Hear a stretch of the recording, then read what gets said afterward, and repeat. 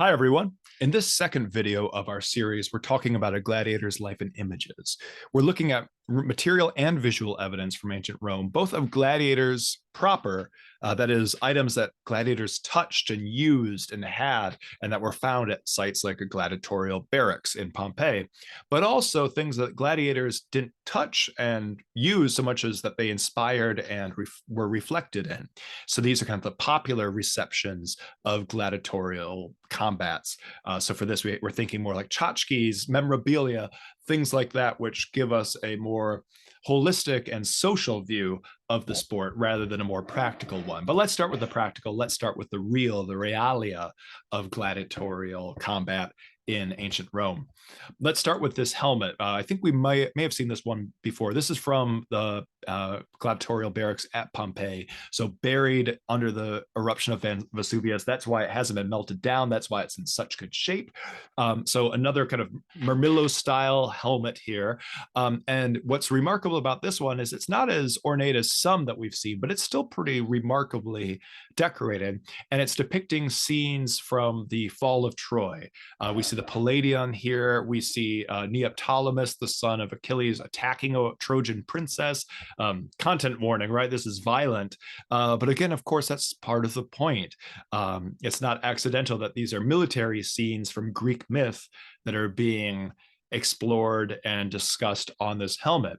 Now, Rome has an interesting connection to the Trojan cycle, at least according to Virgil, the author of the Aeneid. He kind of took up a pre-existing Roman tradition that saw the Romans as the inheritors of the ancient Trojans, that after the fall of Troy, a Trojan king named Aeneas, or prince named Aeneas, led the Trojan kind of diaspora out across the Mediterranean over to up the Tiber River into what's now Rome.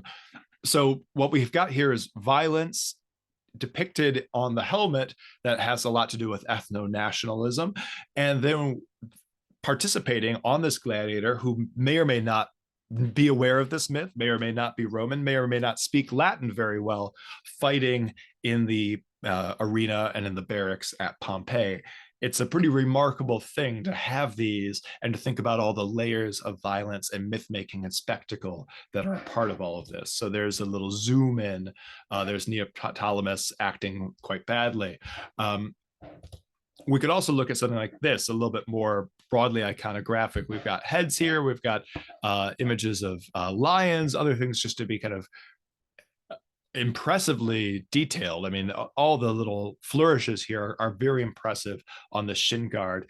What we see here are scenes from Dionysus cults. So wine, ivy, these sorts of things. This is a little bit different.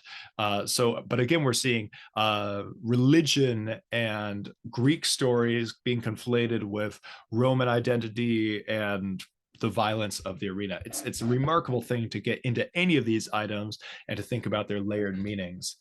Here, a less ornamented, but still visually striking helmet. I don't know exactly where this one's from. It's now on display in Worcester in Massachusetts, but you could just get a sense of the size and one could imagine when this is bright and gleaming, the glare of something like this, and especially when you imagine horsehair crest being put into this so that this is really standing out.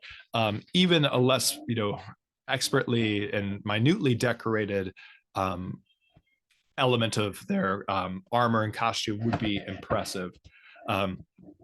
So if you want to see more about this, and especially that Worcester helmet, Donald Kyle, who's a big name in ancient athletics, especially Roman sport, has a nice little lecture and exploration of these ideas there. So we'll leave it to Kyle for a further discussion of these things. I want to get now to the memorabilia, the tchotchkes of all of this, to see that it wasn't all cast in bronze, that some of these things could be much more humble. So now let's look at this. And this is quite small, 4 inches by 4 inches by 4 inches.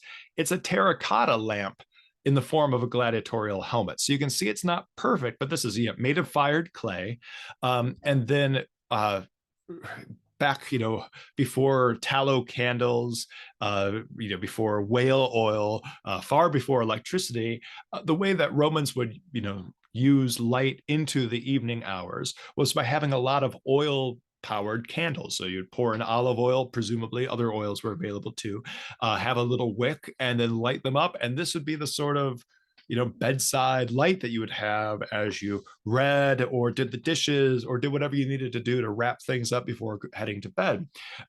This is both in its size and in its manufacture pretty basic.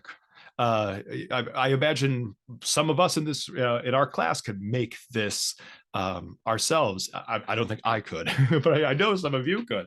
But it is still the attention to details, the holes pressed in, the fact that this isn't just a basic lamp, but has a little bit of an elevated aesthetic because it is reflecting gladiators. If you broke your last lamp, or maybe your dad did, and you knew he was a fan of gladiatorial sport, maybe he was a big fan of the Mermillo type or the Thrakes type, and you were at the lamp store, the little kiosk down at the end of the street, and you had a couple denarii to spend, you might say, I want to go in this direction because that nightly ritual of lighting this little lamp would bring some sort of joy because it would remind them of the daily activities. So again, this is, we've seen beautiful gladiatorial mosaics. We've seen exquisite gladiatorial combat armor. This is a much more domestic and homespun version, but still remarkable, no less for that. Here we could look at a little statuette. It's a little bit larger here, but you can imagine about half a foot tall, so still not very large. This is at the Metropolitan Museum of Art in New York City. Again, small attentions to details, the greaves, the mask type, the short gladius, the armwear. This is, kind of striking in its anonymity, especially because the helmet really conceals things. We're not able to see anyone, but with the eye holes as they were kind of there looking out, it almost looks to me like a chicken or a rooster with that sort of crest over that, but that's just the helmet. Still, we're getting a sense of, this could be a play toy or a paperweight.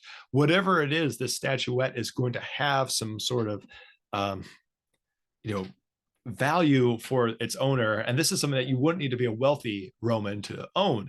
And we have a lot of these small knickknacks and tchotchkes of things, and they depict a variety of things. I'm being a little bit simplistic, I got to say, when I'm calling these knickknacks, tchotchkes, paperweights.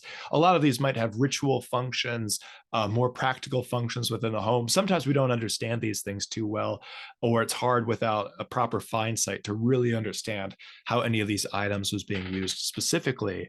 But still, just at the removal of all those details and in the abstract, to see that this is something that is relatively inexpensive and relatively widespread, and that gladiatorial imagery pops up again and again in this scale and sort of art is really telling. That's something that we should pay attention to, that gladiators weren't just for the elite. This was very much popular entertainment. We could see this again in a more standard oil lamp, again, terracotta, but here we've got a depiction of the gladiator in, as it were, the tondo of it, the circular center. This one's at the Museum of Fine Arts in Boston. Rising up a little bit in the quality and craftsmanship, we have this gladiatorial cup made of glass in the Metropolitan Museum. You can see a fighter here, another one lunging. It's a little bit hard to make out, but this is much harder to do. Glass is harder to work with. It was always a bit of a luxury good in the Roman era, although it's amazing the advancements Romans made, especially over the Greeks, when it comes to glass artifacts. We basically have no artifacts in glass from classical Athens, but we have tons from the Roman era. This one is, I just think, beautiful. The Chevagnes Gladiator Cup, great detail. And again, it's about the same era. So, first century, second century CE, I believe. It might be a little bit later than that. I don't have the date on this. I'm sorry not to. Just a quick flag. This was a year or two ago now, but this is something that people like to talk about. Fandom, vicarious participation, ideologies of containment. That's where Dr. Maggie Popkin got a little bit more adventurous on this. This is a lecture at Duke a little while ago. But gladiatorial art has this kind of broad appeal. So we should see that this merchandise was widespread, that it was doing things for regular Romans. This was, and again, I think there are obvious modern parallels that we can draw to posters, cups, things that we have today that remind us of our athletic heroes. The Romans had very much the same thing. This is something that we saw to a certain extent with red figure vases in Greece. But the variety of these memorabilia, the varieties of this merchandise, especially when it's a little bit more anonymous with these different types of gladiators, is something that's different on the Roman side of things. All right, so we'll get to the gladiatorial commemoration of the elite in the next video. I'll save it for then. Till then.